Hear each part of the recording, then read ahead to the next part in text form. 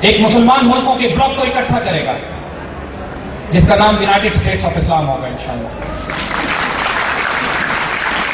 جس طرح آج یورپین یونین بن چکا ہے جس میں کامن کرنسی ہے, کامن ڈیفنس ہے, کامن اکانومی ہے, اس کے باوجود وہ ملک اپنی اپنی جگہ پر قائم ہے. اس طرح شروع میں پاکستان لیڈ کر کے امت مسلمہ کو اس مرکز پہ جمع کرے گا انشاءاللہ.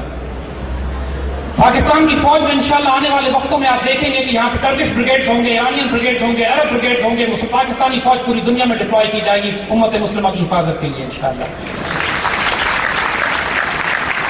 پاکستان کی فوج سے Punjab regiment, Sindh regiment, Baloch regiment کے نام ختم کر دیے جائیں گے. یہ بدر ریجمنٹ, احد ریجمنٹ, یرموک ریجمنٹ اور تبوک ریجمنٹس ہوں گے انشاءاللہ.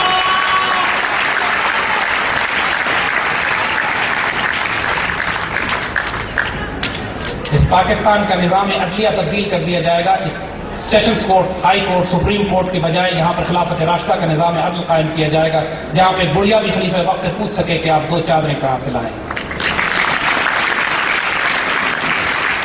اس پاکستان میں انشاءاللہ یہ کرپٹ, ناپاک, پلیت سیاسی نظام ختم کر دیا جائے گا جہاں پہ یہ حرام خور این آر او کے دھلے ہم پر حکومت کرنے کے لیے آ جاتے ہیں.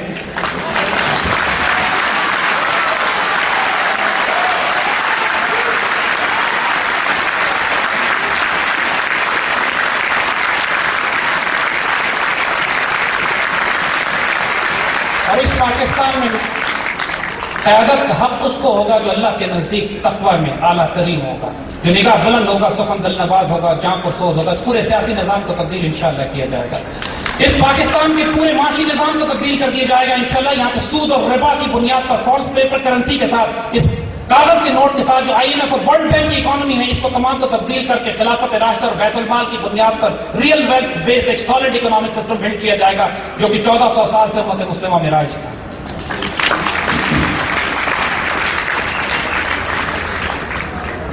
اور انشاءاللہ یہ تمام سعادتیں اللہ تعالیٰ آپ سے لے گا.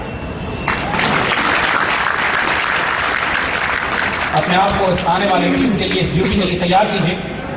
آپ ہی کی طرح کے نوجوان بچے اس وقت پاکستان کی تکمیل کے مشن میں آگے بڑھ چکے ہیں. انشاءاللہ 23 مارچ 2010, 23 مارچ 1940 میں پاکستان ریزولوشن پاس کی گئی تھی کہ ہم پاکستان بنائیں گے. انشاءاللہ 23 مارچ 2010 کو مینار پاکستان پر ایک اور ریزولوشن پاس کی جائے گی, تکمیل Pakistan resolution.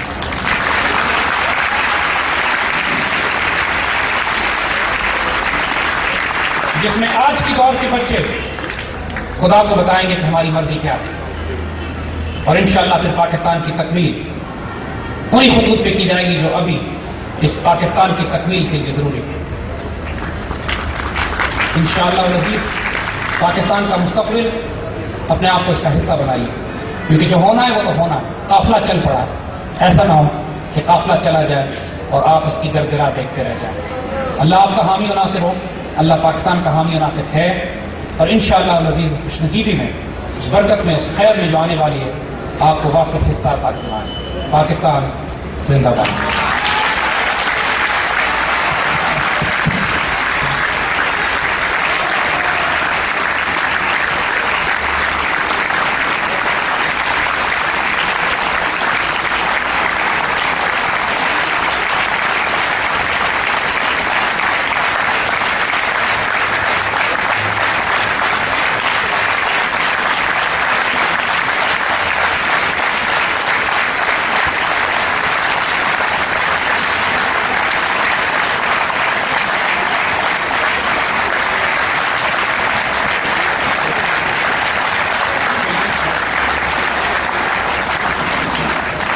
Thank you very much, sir. Now it's the time of question answer sessions. The questions should be questions. No comments, no suggestions will be entertained. اگر آپ نے لمبی تقریر کرنی شروع کر دی تو مائک آپ کے گھنٹوں سے پیچھے کر دیا جائے گا. So please, اگر آپ چاہتے ہیں کہ آپ کے question should brief, تو مصر آپ کے پاس آئیں گے, آپ لوگ ہاتھ کھڑا کریں اور we'll start the question session. اور بچوں میری درخواست ہے کہ صرف ایک سوال کرنا, چھوٹا سوال, to the point. انشاءاللہ آپ کو اس کا جواب ملے گا. Give chance to others. There are so many students. اور ہمارے پاس ٹائم بہت زیادہ نہیں ہے. I guess 40 minutes or 45 minutes. We like to cover as much as we can. جزاک اللہ خیر.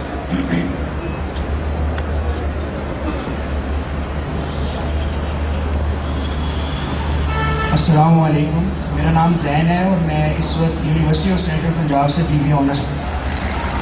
میرا آپ سے کویشچن یہ ہے کہ آپ نے ماشاء اللہ ایک بہت پرووکنگ اور ایموشنلی سینٹیمنٹ اسپیچ کی، مگر اس کے اندر کویشچن یہاں پہ یہ آتا ہے کہ اگر ہم ریالٹی کو دیکھیں تو یہ اسپیچ مجھے بالکل فکٹیشیس اور ریالٹی سے بالکل جس کا تعلق نہیں تھا، یہ وہ اسپیچ نظر آئی، کیونکہ اگر ہم ریالٹی پہ دیکھیں تو امریکہ اپنا انفلوئنس کنٹینیوسلی بڑھا رہا ہے۔ اس کے اسلام آباد کی اور جیکب آباد کے اندر ایئر بیسز ہیں، اور وہ ریالٹی سب اخباروں کے اندر موجود ہیں کہ وہ 40,000 میٹر ٹن کے اوپر ان کا مشتمل سب ایئر بیسز، جس کے اندر ایئر کنڈیشن بیرکس بھی ہیں، وہ سب موجود ہیں، مگر پاکستان کی آرمی اور انٹیلیجنس کا اس پر کوئی رد عمل نہیں آ رہا، اور نیٹو اور سب کی سپلائیز جو ہیں وہ اسی طرح جا رہی ہیں۔ تو کیسے پاسبل ہے کہ پاکستان جو ہے وہ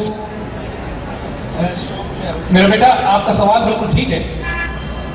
دیکھیے جو بات ہم نے آپ کو بتائی، اگر کوئی یہ اعتراض کرے کہ پاکستان میں دہشت گردی ابھی ہو رہی ہے تو یہ ہم کیسے اندازہ کر لیں کہ آئندہ آنے والے وقتوں میں دہشت گردی ختم ہو جائے گی؟ تو اللہ کے فضل سے دہشت گردی کا سر کچلا جا رہا ہے، ان کے تمام مراکز تباہ کیے جا رہے ہیں، ان کو نکالا جا رہا ہے یہاں سے۔